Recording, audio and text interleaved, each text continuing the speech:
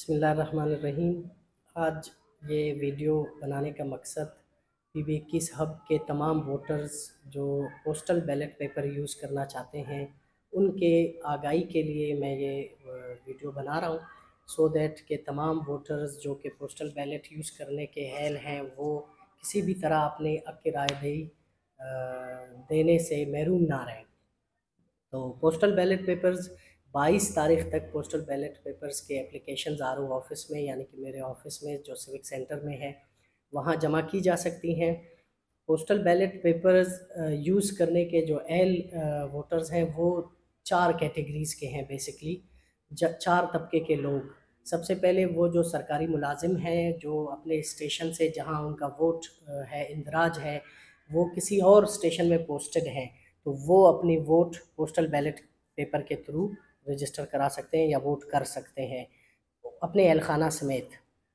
दूसरे कैटेगरी के लोग वो हैं जो जेलों में बंद हैं, कैद हैं, तो वो भी एप्लीकेशन देकर पोस्टल बैलेट मंगवा सकते हैं। तीसरे कैटेगरी के लोग वो हैं जो माजूर हैं किसी भी वजह से, माजूरी की वजह से, और उनके पास शनाख्ती कार्ड में माजूरी वाला जो लोगो है नादरा की तरफ से वो होना ज़रूरी है। वो अपने शनाख्ती कार्ड की कापी एक लगाएंगे एप्लीकेशन के साथ और वो भी पोस्टल बैलेट यूज़ कर सकते हैं। चौथे कैटेगरी के लोग वो होंगे जो जिनकी ड्यूटी लगेगी, इलेक्शन ड्यूटी लगेगी, भले वो हब डिस्ट्रिक्ट के लोग हैं, लेकिन हब डिस्ट्रिक्ट में मौजूद हैं लेकिन अपने पोलिंग स्टेशन में वो नहीं जा सकते ड्यू टू कि उनकी वजह ये है कि उनकी ड्यूटी लगी है, तो वो भी दरख्वास्त दे सकते हैं। दरख्वास्त प्रॉपर एक फ़ॉर्मेट है, वो मेरे ऑफ़िस में है, इलेक्शन कमीशन ऑफ पाकिस्तान की तरफ से हमें मिला है। उसी फ़ॉर्मेट के मुताबिक वो दरख्वास्त फ़िल करना है, उसको भरना है। अपने इदारे के ऐड से, अगर कोई सरकारी मुलाजिम है तो अपने इदारे के ऐड से उसको तस्दीक या एक्नॉलेज कराएगा और वो हमें एप्लीकेशन भेजेगा। हम 22 तारीख़ लास्ट डेट है, वो हम उसको एप्लीकेशन दे देंगे और postal ballot paper with envelopes, मतलब लिफाफे जो रिक्वायर्ड है वो भी हम उनको भिजवा देंगे।